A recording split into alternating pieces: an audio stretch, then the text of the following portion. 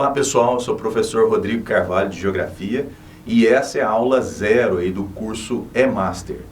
Hoje eu escolhi um tema aí bem introdutório para vocês, que é um tema que traz diversos outros temas aí em comum, que é ordem mundial. É bom lembrar que ordem mundial nada mais é do que a relação de poder que existe entre os diversos países do mundo.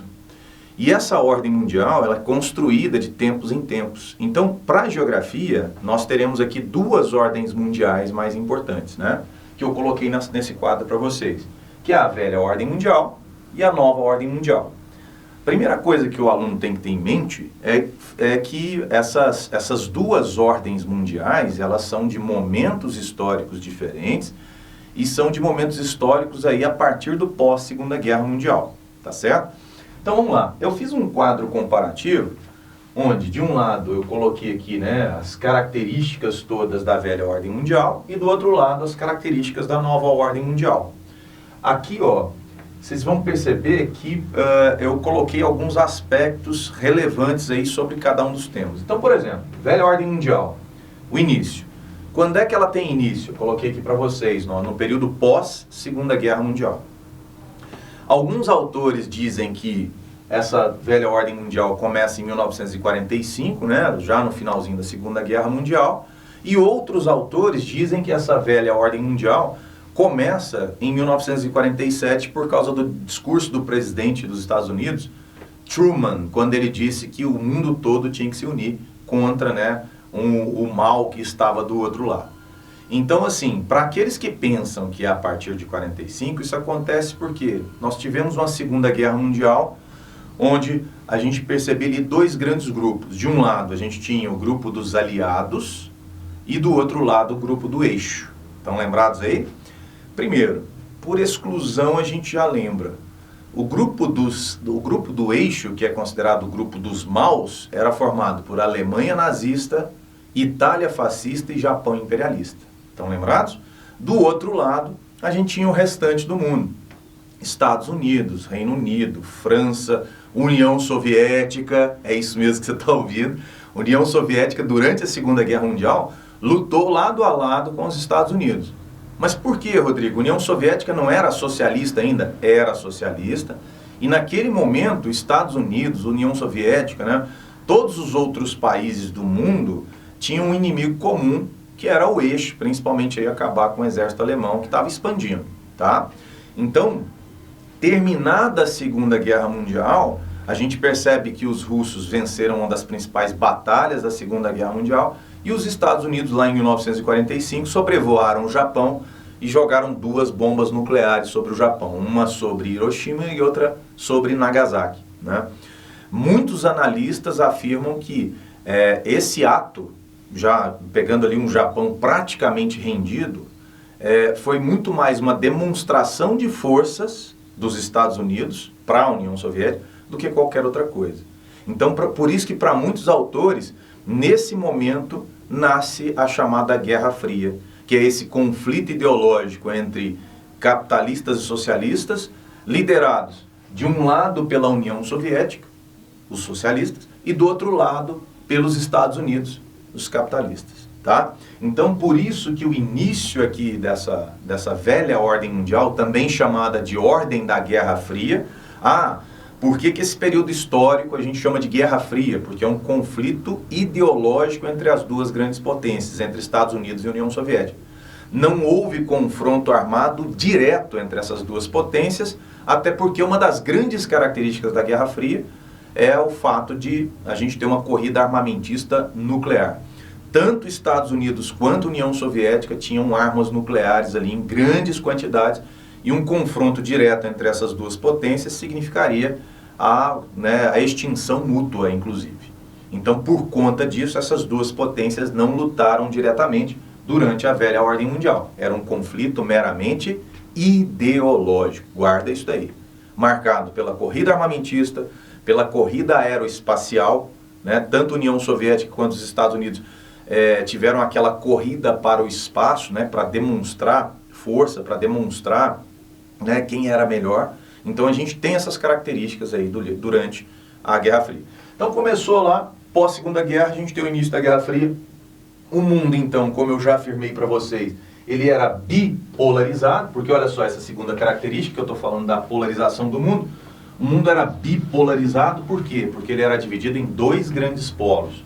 De um lado, nós tínhamos o polo capitalista, liderado pelos Estados Unidos, e do outro lado, o polo socialista, liderado pela União Soviética. Tá? Divisão do mundo. Como era a divisão do mundo nesse período? A gente tinha a divisão oeste versus leste. Se você pegar o mapa da Europa nesse período, você vai ver que há uma divisão muito clara entre o oeste capitalista e o leste socialista. Tá? A Europa ocidental, ela era uma porção da Europa capitalista, e a Europa oriental, uma porção da Europa socialista, onde nós tínhamos ali a União das Repúblicas Socialistas Soviéticas e os países satélites à União Soviética, porque você não pode esquecer disso, hein?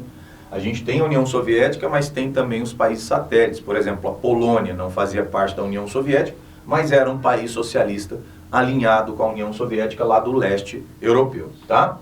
Bom, e a medida de poder? Antes de falar da medida de poder, essa divisão oeste-leste, lá na história, inclusive, ela recebe um nome, né?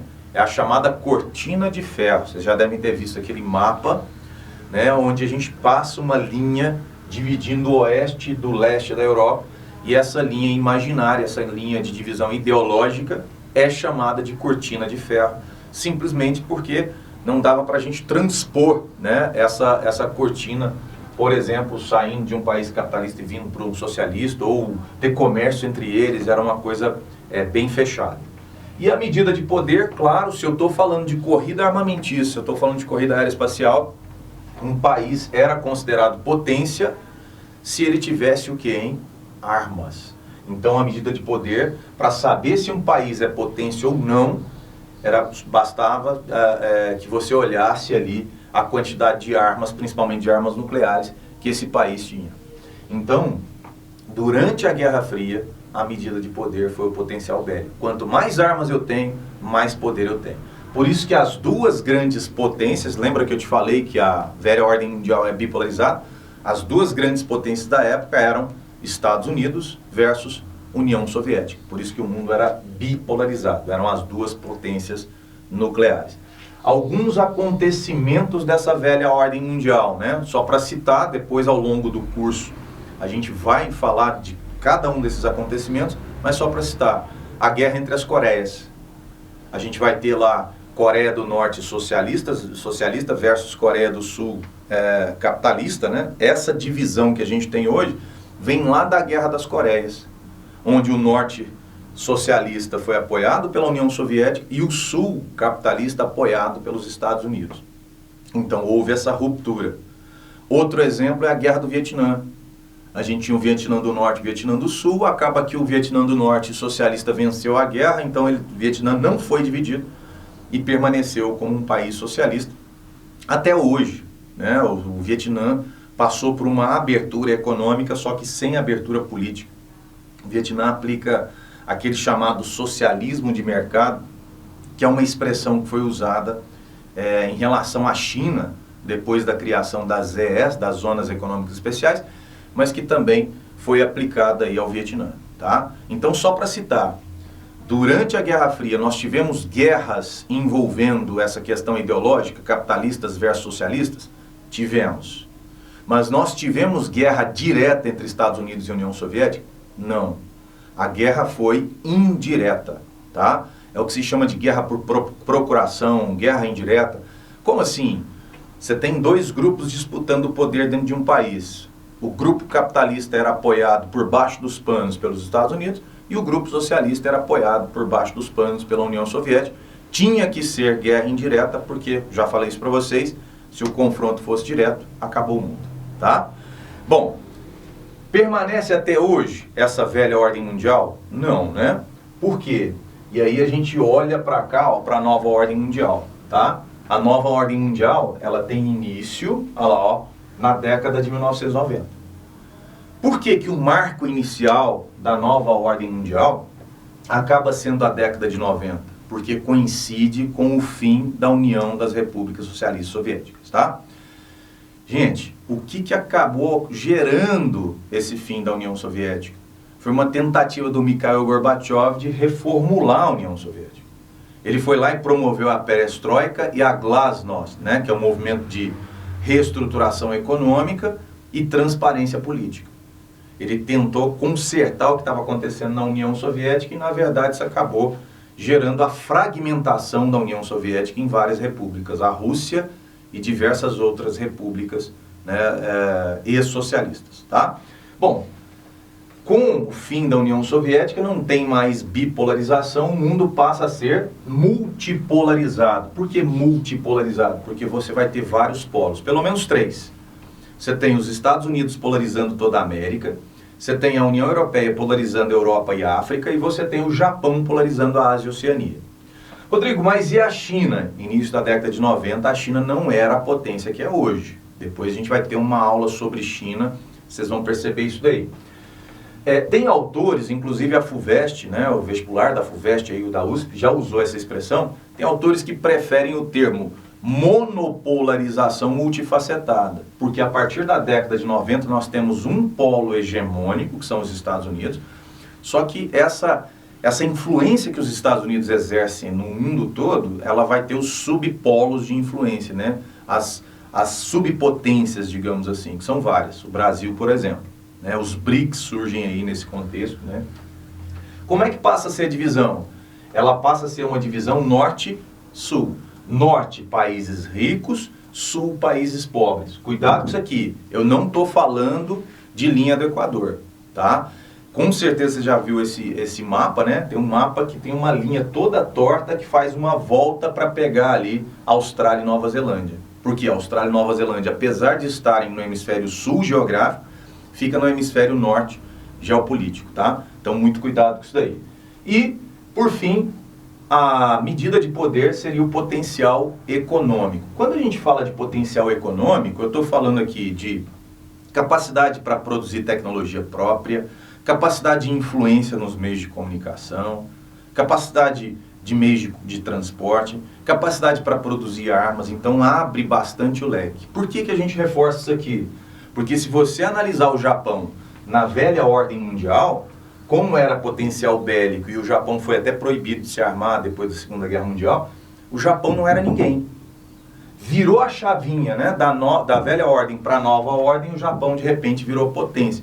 O Japão virou potência do nada? Não, o Japão virou potência por quê? Porque o aspecto analisado para saber se um país é potência ou não mudou. Deixou de ser potencial bélico e passou a ser potencial econômico, tá certo? Pessoal, essa daqui é só uma amostra aí para vocês, né? Uma aula 0 de geografia. Espero vocês no curso aí. Até mais.